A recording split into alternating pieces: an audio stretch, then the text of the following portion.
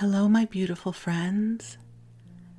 I am Laurel Bleadon-Maffei with Illuminating Souls, welcoming you to this episode of Sleepy Bedtime Blessings, a podcast designed to help you rest, relax, and fall asleep, all while deepening in your connection with your beautiful team of angels who love you so. I am an angelic practitioner, a spiritual teacher, and an encourager of souls. And so I have a wonderful job.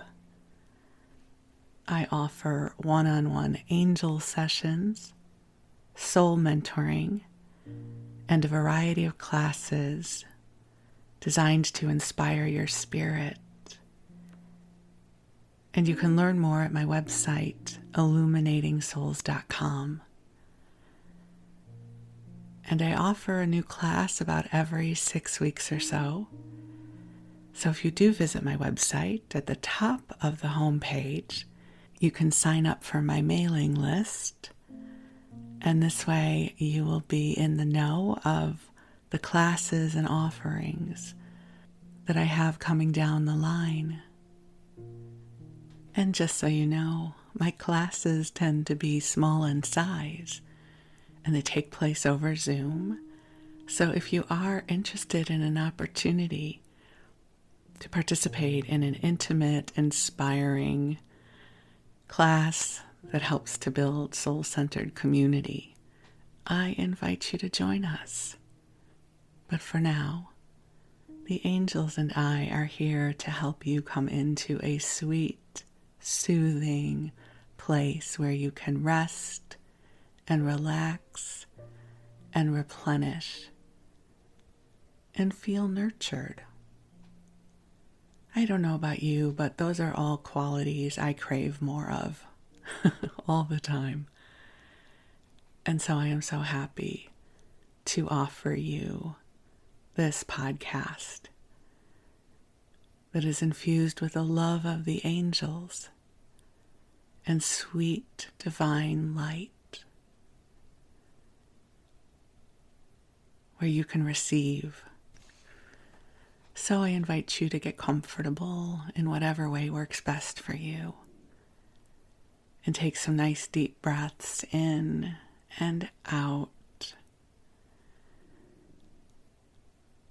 And as you do, with your permission, the angels will infuse the space you're in with divine love, calibrated in a way that you can receive it. If you're new to the world of the angels, they are divine celestial beings, and we all have them. They are not affiliated with any specific religion. They just simply are. They are a constant source of love. It's just that for most of us, we're unaware of it. But something really beautiful happens when we open our awareness and acknowledge its presence. It becomes even easier to receive it. So as I record this, it is early morning. That's my preference for recording these episodes, because for the most part, the world is still quiet. It hasn't quite woken up yet. And so there's a stillness right now that is so beautiful and nurturing. And I gladly share this with you. It's so interesting to me as I get older, and perhaps age doesn't have anything to do with it. Maybe it simply is life. But I have grown to love the stillness. I never liked it when I was younger. I always wanted to be on the go. I shared this with you before, but it used to be that if I didn't have plans for a weekend, I would panic because I didn't want to not have plans. Plans were everything. The more plans, the better, right? The more people, the better. Going out in the world was the best. And if I didn't have plans, I would go places where there were lots of people so I could feel like I had plans. I used to go to Westwood, which is a neighborhood in Los Angeles, on Saturday nights because it would be mobbed. And this was when I first moved to Los Angeles, and I didn't really know a lot of people. And so on Saturday nights, I would go and wander the streets of Westwood with the throngs of people and go in and out of stores and treat myself to a movie. And I felt like I was participating in something. So I loved plans. I loved being around people. And now I love no plans. As I shared with you in a recent episode, my husband and I have had a very busy 3 to 4 weeks, filled with wonderful things, like wonderful visits with people that we love and adventures, lots of plans. And yesterday was a day where we had nothing.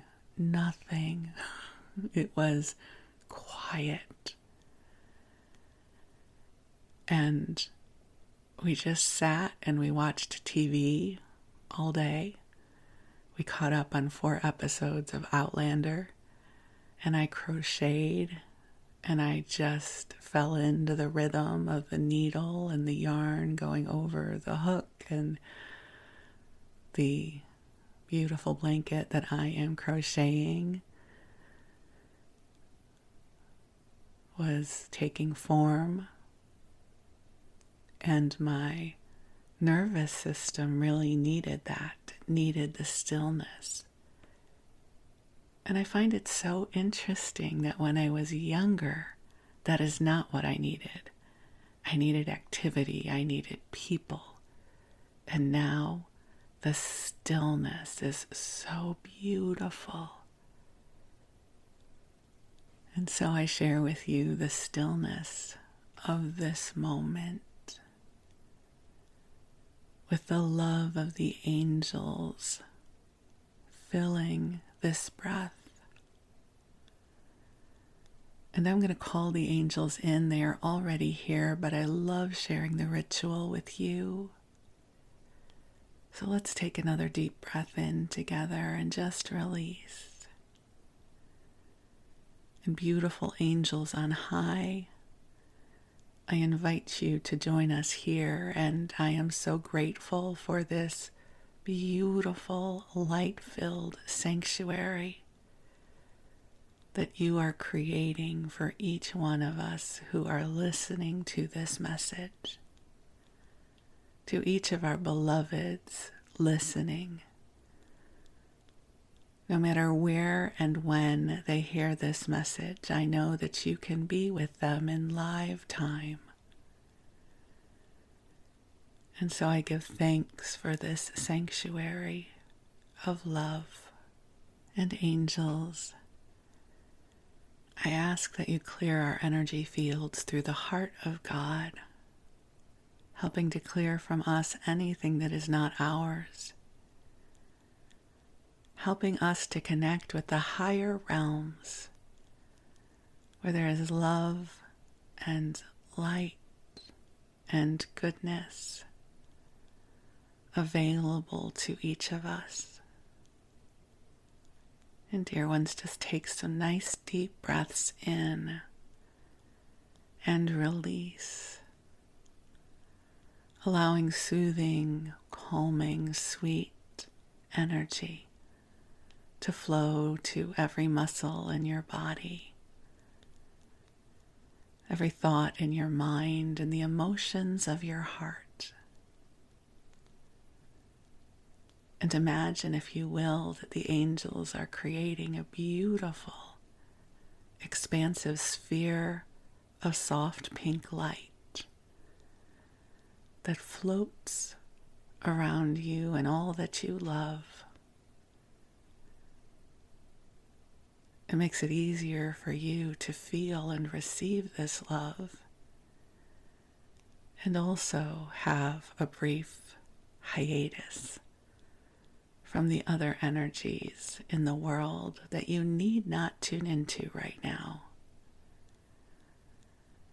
The angels are here to remind you that you are a beautiful, precious, divine being having a human experience. And it is not uncommon in our human experience to forget about divine love, but it is here for you and with you and even as you. So just imagine, if you will, that your aura is being filled with divine love. That there's a beautiful, expansive light that is the truth of your divine spirit. That you are tuning to this now. Knowing that you are precious in this world.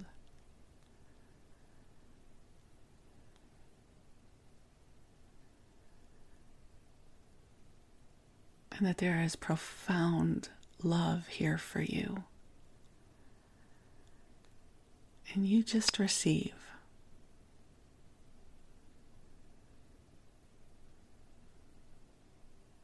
And I've asked the angels if they have a message for us.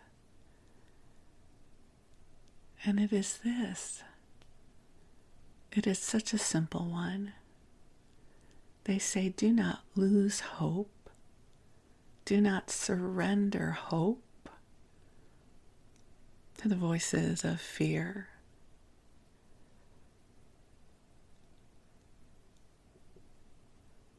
Allow hope to fill your heart. That the seeds for brighter tomorrows are being planted in your name. And there are beautiful moments ahead for you.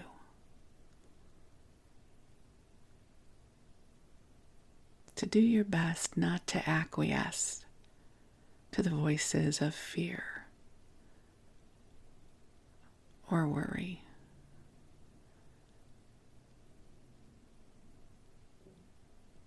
That sparks of inspiration and opportunity are flowing to you now.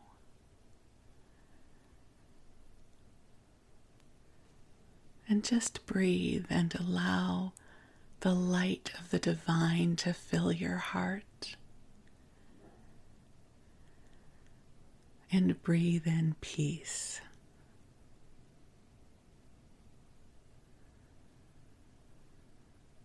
The sweetest energy is with us right now, and my hope is when you listen to this broadcast, you will be able to feel it and sense it.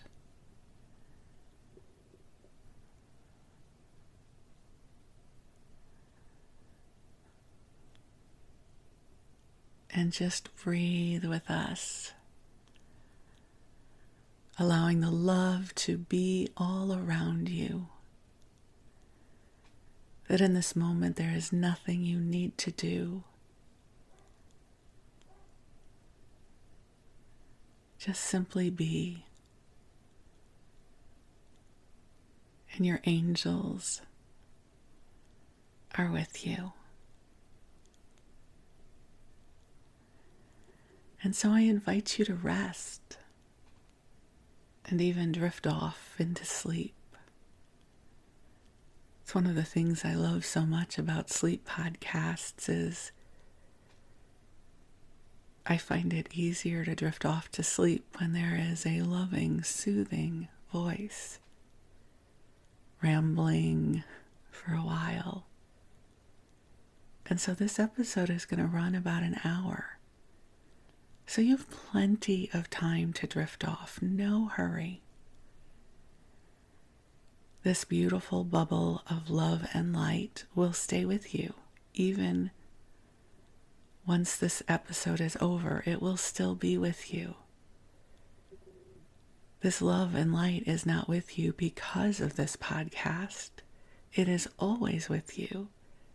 It is simply that this broadcast is helping you to bring it into your awareness. So allow yourself to rest into the streams of love as the angels and I keep you company as you rest and drift off to sleep. Or if you're listening during your waking hours as you go about your day, it is a blessing to keep you company, no matter what you are doing right now. It is a blessing to keep you company right now. So while you rest, I am going to read to you and share some stories with you. And I am delighted to share with you that this is another TV Guide episode. If you've been listening, you know that I love bringing you these episodes. I was a TV baby. I still love television. And I enjoy going through these old issues of TV Guide with you because they help bring about so many different memories for me and perhaps for you too. So this issue is from November 25th to December 1st of 1978. So 1978, I am 16 years old. We don't yet have a VCR. They have been invented, but we do not have one in our home. Most of our viewing in our family takes place in the living room. I suspect by 1978 we probably had a color television. And so the prime viewing real estate in our house was in the living room. And typically it would be my parents and my sister and I. At this point, my brother would be 20 years old.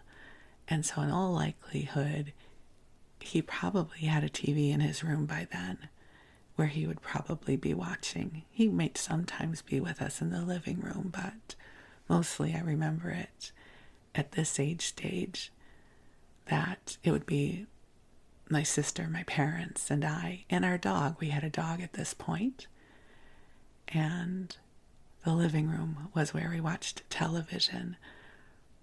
Somewhere around these few months, at some point, I got to move into my own bedroom. My father built out a bedroom on our enclosed back porch. He closed it all in and made a sweet, tiny little bedroom for me, because up until that point, I had been sharing a room with my sister. I don't know that at that point I had my own TV in the room. Eventually, I would have my own small 12-inch black and white television in my bedroom, but I don't think I had one at this point. We did have a television in the basement, but that would have been a black and white TV, and it's not really where you wanted to watch television. So that's a little bit about what was happening in my life as a television viewer at that age. It's also probably around the week of Thanksgiving, or maybe Thanksgiving was the week before, and we're getting ready for Christmas. So there might be a lot of ads and television shows about the holiday season. On the cover of this TV guide is Suzanne Somers. So she is at the height of her fame from Three's Company. I remember watching Three's Company. I still can hear the theme song in my head. It's not really a series that would age very well. For those of you who never watched the show, it was the premise of two girls and a guy who wanted to be roommates, but the landlords thought that that was inappropriate until the male roommate pretended in a very flamboyant way that he was gay. But you couldn't really talk about being gay back then, so there's a lot of innuendo, a lot of really terrible archetypes, and it doesn't age very well. But back then, it was funny. I'm not justifying that. I'm just saying that was one of the hit sitcoms in the day. A little thing that I find so humorous right now is on TikTok a week or two ago, I started seeing videos about a company that is selling or marketing Mrs. Roper's caftans. So Mr. and Mrs. Roper are the crotchety landlords of this apartment, and Mrs. Roper, played by Audra Lindley, I believe, I'm going to be so impressed with myself if I got that right, would wear these caftans. Of course, 16-year-old me thought they were funny and ugly. 61-year-old me is like, wow, I would love to have a Mrs. Roper's caftan. That would be so comfortable and beautiful. So I'm kind of horrified by the way I have aged, that I have become someone that can truly appreciate a Mrs. Roper's caftan. I have not ordered one, but I just was self-reflecting on my joy that this is now a thing, and that could be very comfortable to lounge around in a beautiful caftan. And I don't know when that happened to me, when that became acceptable. Probably around the same time that clogs became an acceptable form of shoe wear for me. So this is the issue we're going to be flipping through together. So I don't know how old you are, but if you are old enough to have memories of 1978, perhaps this will evoke some of your beautiful, rich blanket of memories from that time frame. So, as I flip open the cover page, there's a cigarette ad, which are always throughout these early issues of TV Guide. But then the first ad is for a video cassette recorder. So these were fairly new then. And this thing looks like a whole soundboard. It's massive. Lots of buttons. And I'll read the ad to you. So RCA announces SelectaVision 400, the video cassette recorder that turns on and off and changes channels for a whole week. Then there's ... all by itself. This was a revolutionary technology. We didn't have this before. You had to watch a TV show when it was on. So that there was this technology that would not only record the show, but would program itself to record a show on a certain channel at a certain time, was amazing, truly liberating. Listen, first world problems, but as somebody who did not take a 2:00 class during the first 2 years of my university experience because General Hospital was on, the ability to liberate myself from TV because I could record it drastically enhanced the quality of my life because I loved TV and I didn't want to give it up. I know, priorities and all that jazz, but that's just the truth of where I was in consciousness at that age. So here's the ad copy. Think of the 4 shows you want to put on videotape this week. The game on Monday, the special on Wednesday, perhaps the Friday movie, or something educational for the kids. Now, simply by touching a few buttons, you program your selections into the timer of the incredible new SelectaVision 400. The rest is automatic. The 400 will turn itself on at kickoff time, silently record the game, then turn itself off. When it's time for your second selection, the 400 turns itself to the proper channel and starts recording again automatically. The entire schedule is preset by you up to a whole week in advance, as many as 4 different shows, or even the same program for 7 straight days, and you've got up to 4 hours before changing cassettes. The 400 has more going for it, like the maximum time available on a single cassette up to 4 hours, plus new electronic channel selection, remote pause control, direct drive motor, special circuitry that automatically compensates for changing signal strength, and quality videotape made to our own rigid specifications. This was a game changer. Now, we wouldn't get our first VCR, I don't think, until around 1982. But this was amazing. And you know how the younger generations make fun of the older generations because we can't figure out electronics? Ask them to program a VCR. We figured that stuff out. There is an ad, Old Spice Musk for Men. I don't know how many of you remember. For some reason, musk was a big selling point back then. There were all kinds of musk colognes and perfumes for men and women. So we do have our Old Spice Musk for Men ad. And we have an article about another new technology that is becoming available.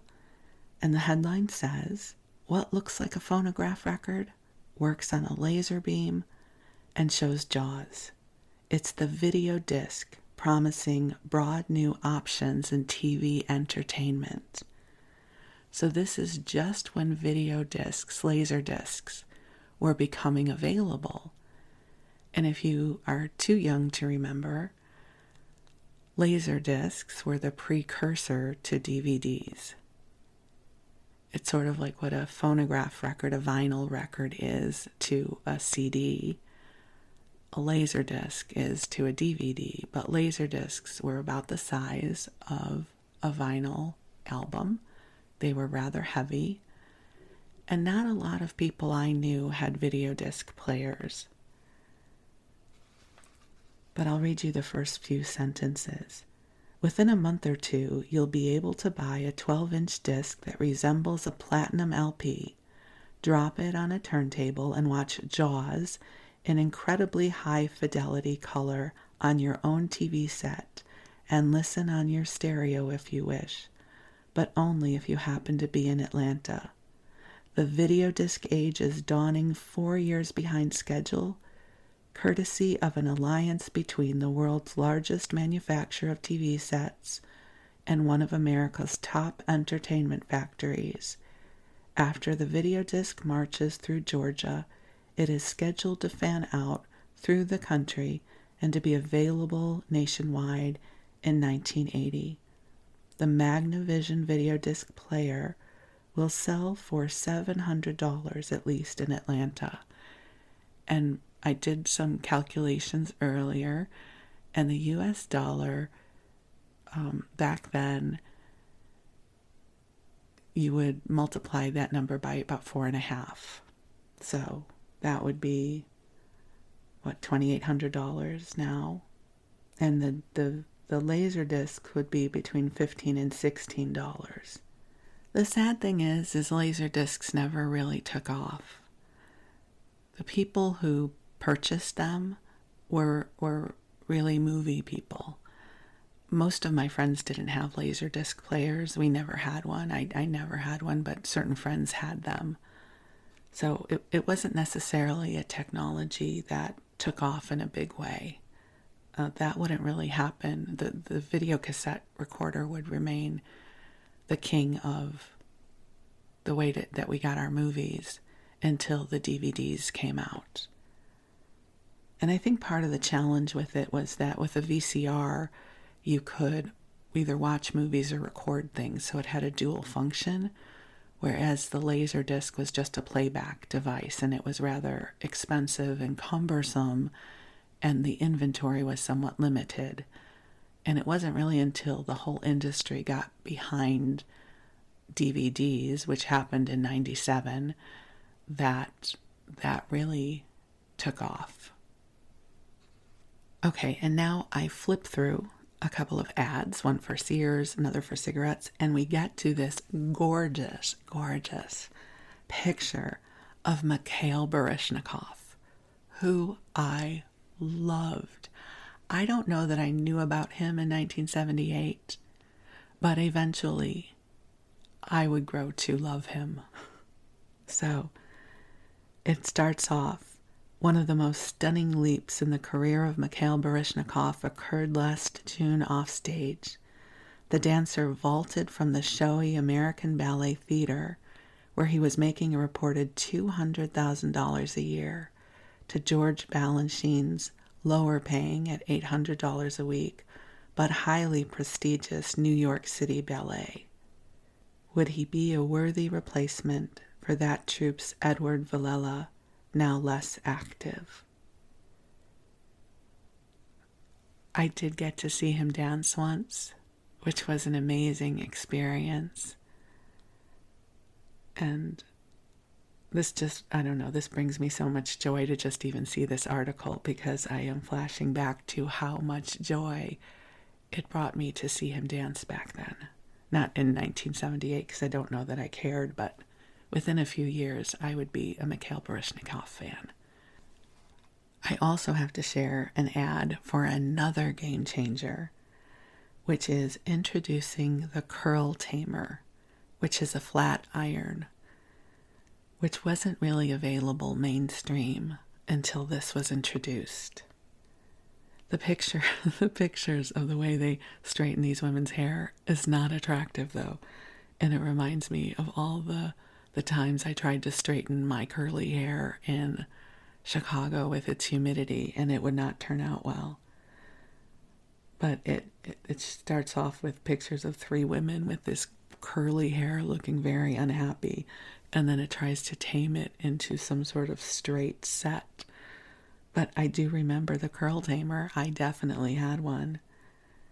So, Curl Tamer by General Electric makes it easy to help relax your tight kinks, soften your frizzy frizzies, and even straighten your curly curls. This was my dream come true. I was fighting having curly hair until 2003. So I tried everything to straighten my hair, including a Curl Tamer, before flat irons were cool. You see, flat irons are cool now. They were not cool back then. So I would even hide mine when I had guests over, because I did not want to admit to using one, because they were not cool back then. But now they're very mainstream. The next ad brings me so much joy, and it might sound a little peculiar about why, but it is a fantabulous picture of Sammy Davis Jr. in a Santa hat holding up a box of Alka-Seltzer. So it's an ad for Alka-Seltzer, which I don't really care about, but it's Sammy Davis Jr., who I love. And just seeing him here in all of his glory makes me so happy. So something you may not know about me is I have a great love for the whole Rat Pack and for Sammy Davis Jr. And my cousin Susie and I, Susie Bleadon, who I used to live with, she was my roommate. I've shared with you about her before. And we used to play Frank Sinatra and Sammy Davis Jr. and Dean Martin. And at one point, her dad, Joe Bleadon, was working for doing PR for the MGM Grand, or maybe it was Bally's at the time, but that particular hotel. And Sammy Davis Jr. and Jerry Lewis were performing there together, and we got to go, which was an incredibly wonderful Vegas experience. You know, now you think about Vegas and the big pop stars, but back then it was the red banquette seats and these wonderful performers like Sammy Davis Jr. and Jerry Lewis. So I've actually had the opportunity to see him perform, and he was wonderful. And then a few years later, Susie and I got to attend a lifetime achievement luncheon that the dancers community was giving to him. At that point, he was too sick to attend, so his wife and son attended.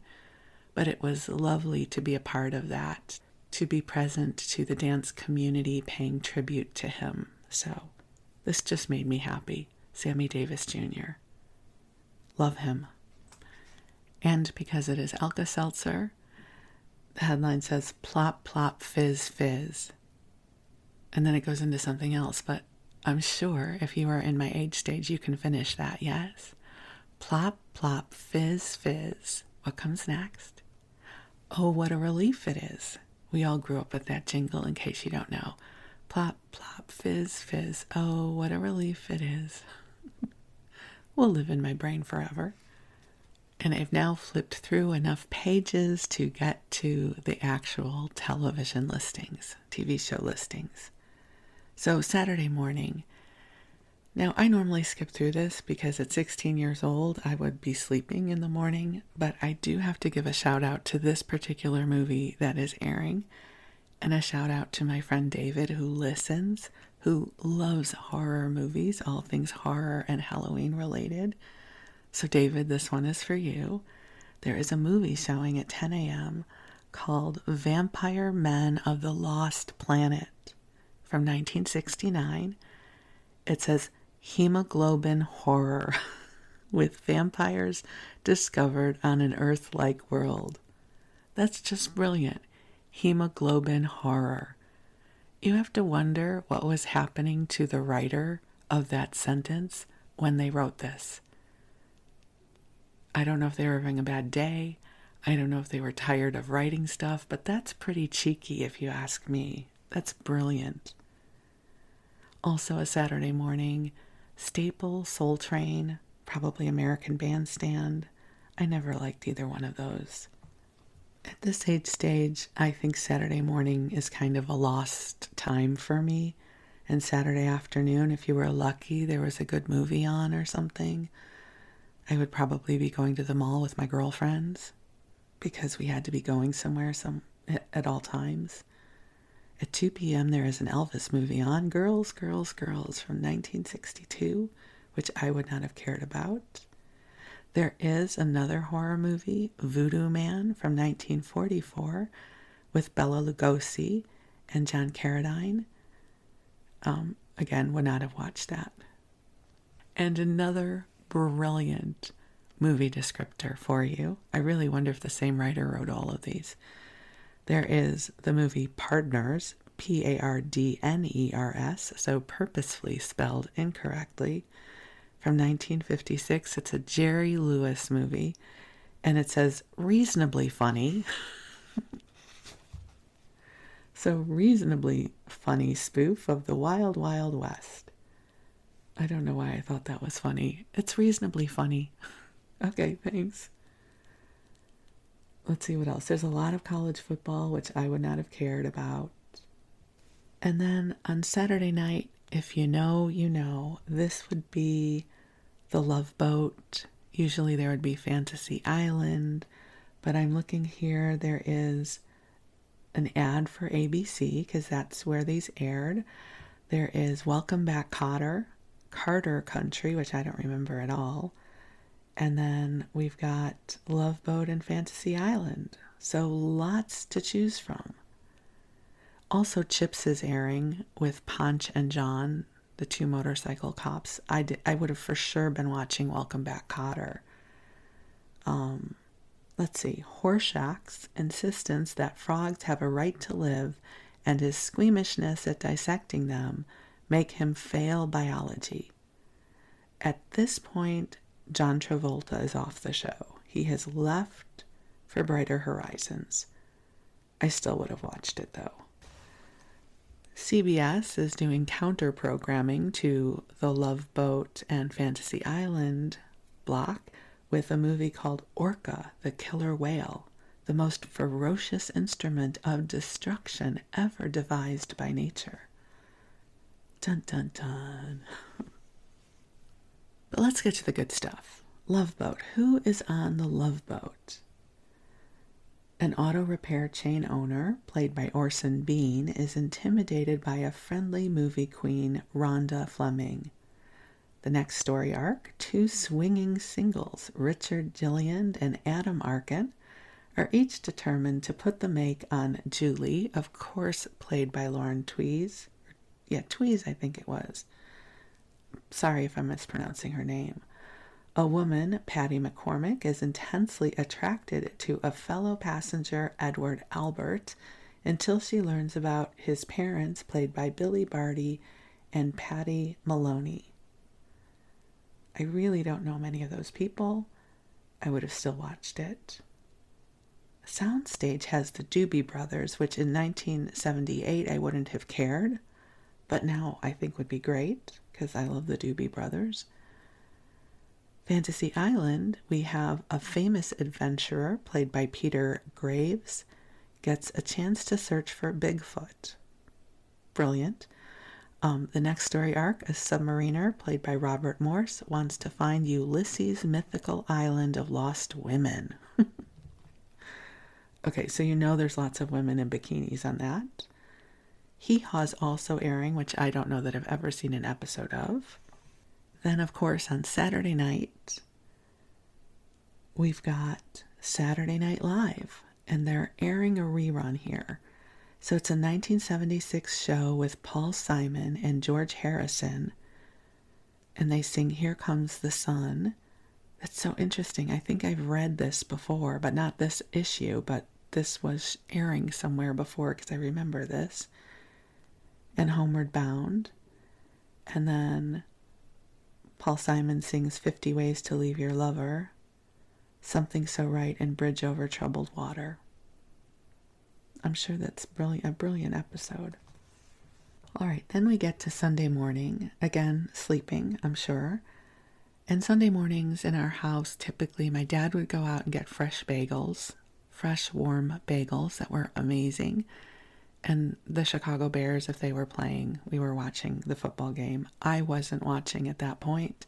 Again, probably went to the movies with my girlfriends or was doing something else. And I don't know if you've noticed this. You never hear me say, or I was probably studying and doing homework, because that would have never been the case. I got through high school, and I don't think I ever studied, and I just barely did homework.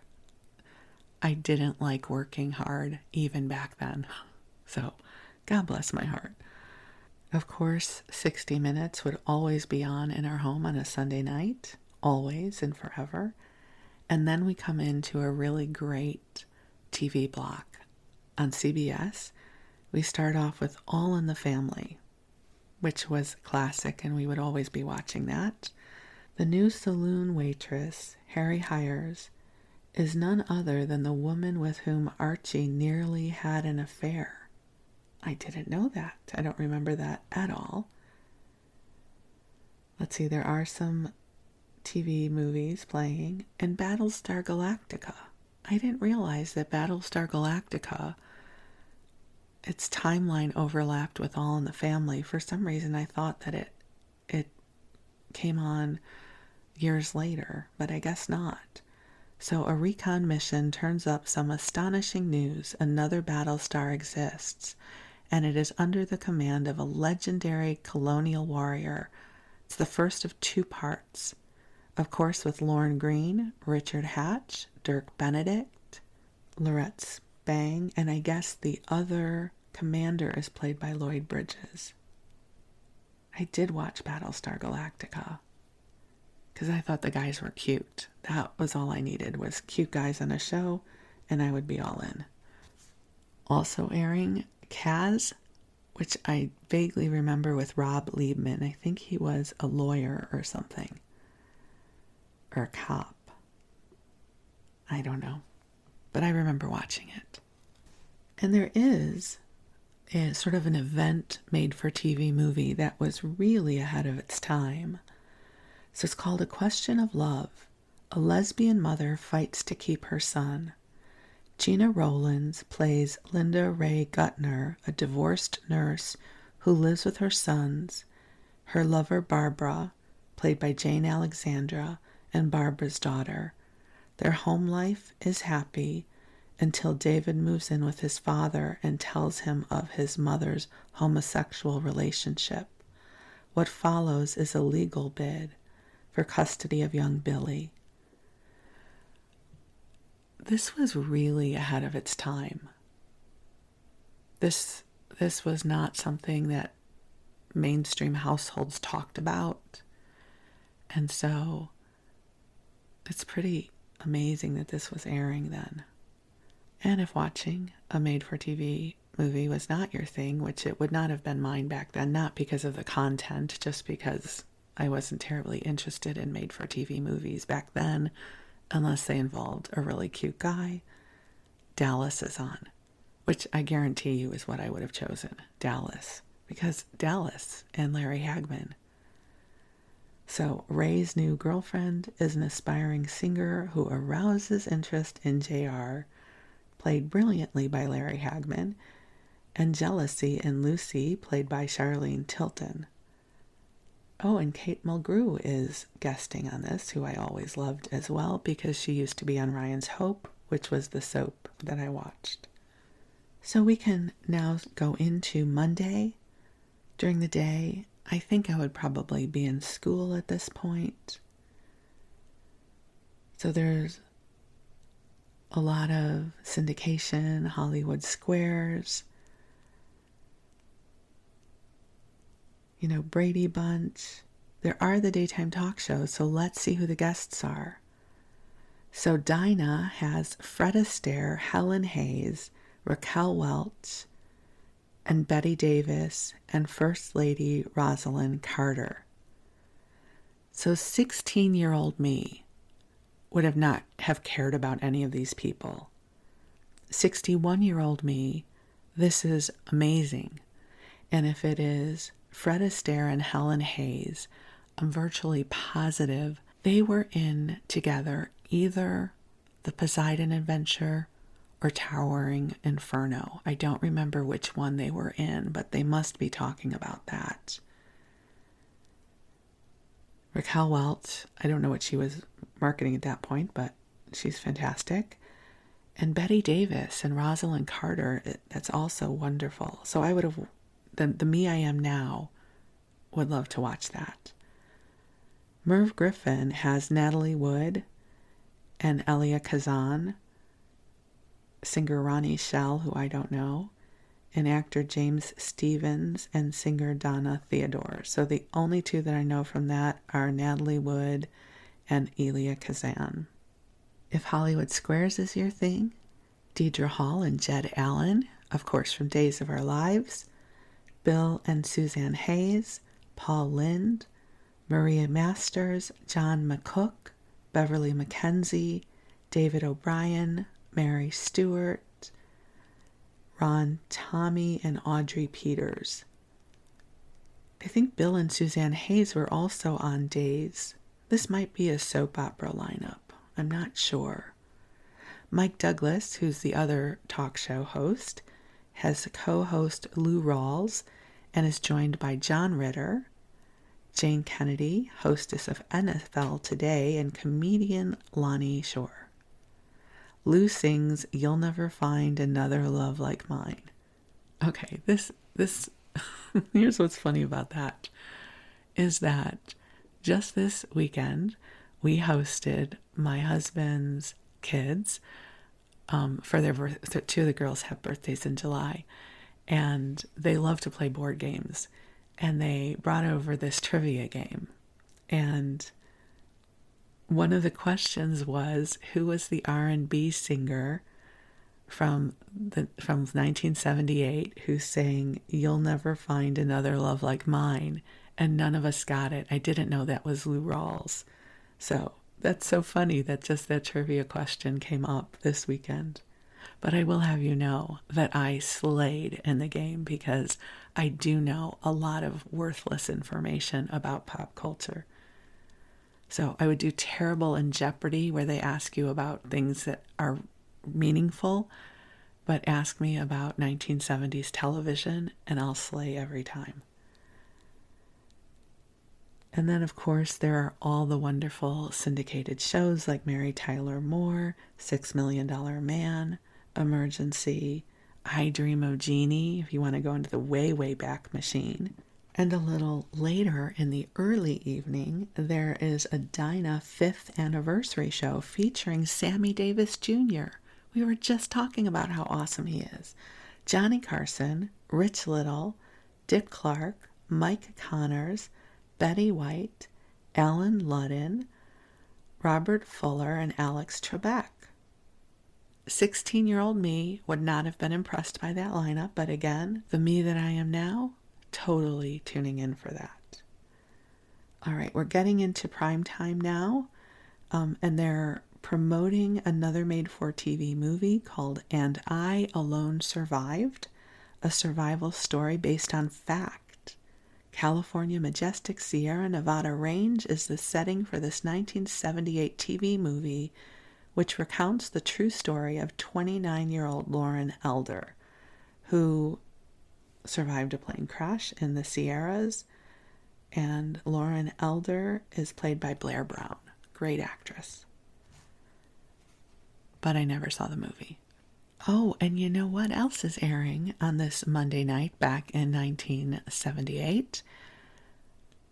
White Shadow is having its premiere. This was an amazing show that I loved, but this is its debut. So it says debut.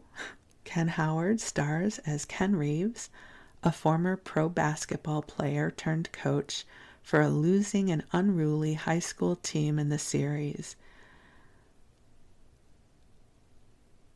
So Coach Reeves hopes to persuade a promising athlete, played by Thomas Carter, to stay in school. I loved this show. So it would go on to be a hit. And not so sure we would be watching this because opposite it was Little House on the Prairie. The Winonka Academy for the Blind is sold, forcing Mary and Adam to seek a new home for their students, first of 2 parts. But also Mork and Mindy, which I think is syndicated at that point. I don't know the station. Oh no, I think this would have probably be first run. Mork's dedication to nonviolence is tested when a neighborhood bully challenges him to a fight. And then after that is Three's Company. Tongues start wagging when Chrissy, of course played by Suzanne Somers, and her new boss go for drinks at a fancy hotel, then plan a business trip for 2. It looks like in syndication, I don't know if any of you will remember this series, Lucan, the Wolf Boy. So Lucan, played by Kevin Brophy, is held hostage by a man desperate to acquire an untested antidote for his drug-poisoned son. Such good television back then. Then there is MASH. Of course we were watching MASH, for sure. Charles' new Korean houseboy is actually an enemy agent sent to evaluate the 4077th, which at the moment can't even cope with a simple outbreak of rashes. And it's so interesting to go back and watch these shows from the perspective of consciousness in 2023, because there's so much about MASH that does not age well either. So just have to acknowledge that. One Day at a Time is also airing, which I would have been watching because I loved Valerie Bertinelli and wanted to be her friend. So Julie's gig as a singer for a new rock band hits a sour note when she and Barbara both fall for the band leader, first of 2 parts. They were always getting us with the 2-parters, for sure. And then at the 10 o'clock hour is Lou Grant. I loved this show. On what is supposed to be a vacation, Lou, played of course by Ed Asner, and his former boss, the editor of a small-town newspaper, investigate a mysterious cattle disease that may affect humans. Well, that was ahead of its time. And then, of course, At the 11:30 hour, 10:30 Central, Johnny Carson guest host Don Rickles with Glenn Campbell. I would not have watched, not a Don Rickles fan. Or if I was staying up late, there is a Rockford Files rerun with James Gardner or Ironside. So, not a lot of options. If I could stay up long enough until midnight, Medical Center was on with Chad Everett, who I thought was very handsome, but I was probably asleep at that point. And then we'll zoom on over to Tuesday. There is an afternoon special called Special Treat that is airing on ABC at 4 p.m. It is a special, Rodeo Red and the Runaway. A 13-year-old runaway learns about compassion and understanding from a rugged farm woman played by Geraldine Fitzgerald, who takes her in. So quite often, back in the day, at 3:30 or 4, they would have special event programming that had some sort of messaging for kids. I'm looking to see who was on the talk show circuit, though, and I'm not seeing. Let's see if I can find those for us. Okay, Mike Douglas co-hosts Seals and Crofts. I don't know how they were as co-hosts, but I love their music. Are joined by Robert Goulet, Patrick O'Neill, Richard Paul, and the rock group Exile. And if that's not your jam, there's a lot of reruns happening. Emergency, Mary Tyler Moore, Bionic Woman, or $6 Million Man. So you could have your bionic people either in the form of Lindsay Wagner or Lee Majors. I Dream of Jeannie and the Brady Bunch. So, Merv Griffin has, from Las Vegas, Andy Williams, who croons Moon River. Also Paul Williams and Loretta Lynn. I don't know that I would have watched any of them. Dinah has Bob Hope, Henry Winkler, Farrah Fawcett Majors. So at this point, Farrah Fawcett is still married to Lee Majors. She hasn't dropped the Majors from her name. John Davidson, Bobby Goldsboro, and Lillian Carter. So I would have watched that probably because of Farrah Fawcett and Henry Winkler. The Fonz, of course. All right, and then we have Prime Time. Oh, there's so much to choose from on this particular Tuesday evening. I'll tell you in a moment what I would have gone to. So first off, Paper Chase is airing. Brilliant show.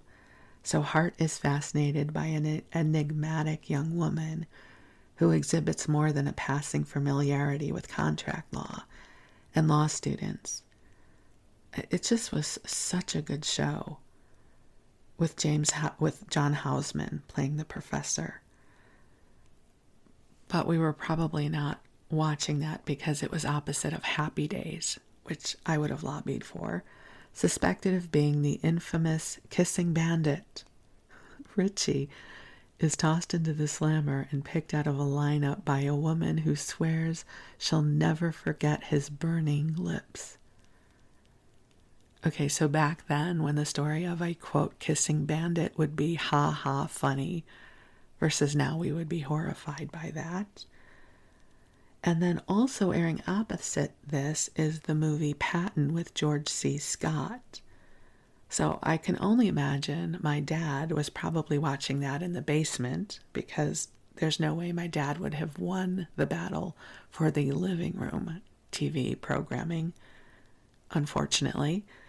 And I would imagine we were watching Happy Days versus the Paper Chase. Although the me that I am now would, of course, tell my dad, no, Dad, you watch the movie here in the living room. And then I would have probably found a way to watch Paper Chase in the basement or something. And if you know that if you're watching Happy Days, it is followed up by Laverne and Shirley. So Laverne dreams of neon lights and Broadway when she goes to Chicago to audition for West Side Story. And then I will add in, and the hijinks ensued. There's an ad here, oh my gosh, it's one of the Rolodex things for photographs. Back in the day, we had to actually have printed photographs. So you could display a, quote, lifetime of favorite photos in the desk space of one. So it's $4.98. And if you act now, you will get a mystery gift worth up to $5. So I don't know why I remember having something like that. So also airing Three's Company. Chrissy is suspected of kleptomania when Jack catches her rooting around his room and various items turn up missing. There's also Charlie's Angels. How do you even choose from this wealth of riches? The Angels try to break up a ring that specializes in transporting criminals out of the country by way of a South Seas cruise ship. Well, if they're on a cruise ship, you know that there are bathing suits involved. Then airing after that is Taxi. I mean, this is a blockbuster lineup. The cabbies exchange stories about their experiences in Cab 804, a vehicle that has become something of a garage mascot and which has just been smashed up by John, first of 2 parts. Notice how many 2-parters there are this week. And then at 10 o'clock, Starsky and Hutch. I loved that show. I had a crush on David Soul. A young woman with a flair for fashion and a yen for cops gets herself involved in a garment industry racketeering case assigned to Starsky and Hutch. I'm sure I watched that. And then Johnny Carson has on Martin Mull and Richard Benjamin. And if Johnny was not your groove, you could watch Barnaby Jones, which was a really good show, as I recall.